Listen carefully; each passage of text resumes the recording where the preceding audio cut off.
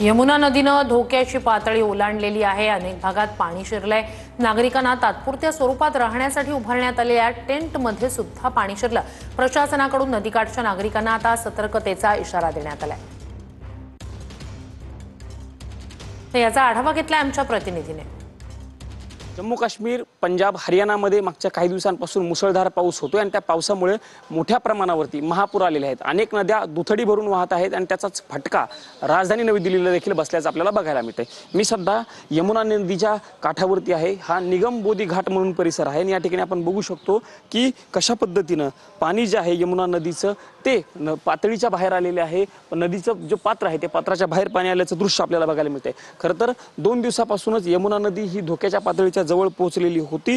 मात्र यमुना नदीने काल धोक्याची पातळी ओलांडली आणि साधारणतः सकाळी जर सांगायला गेलं तर 207.48 मीटरवरती यमुना नदीचा पाणी पातळी पोहोचलेली होती। त्या पद्धतीनं पंजाब हरियाणामध्ये पाऊस पडतोय, त्या नद्यांचे पूर ओसरत नाहीत तोपर्यंत यमुना नदीची पाणी पातळी आणि परिस्थिती अशीच राहील, अशा पद्धतीचे चित्र देखील सध्या दिल्लीमध्ये आपल्याला पाहायला मिळतंय।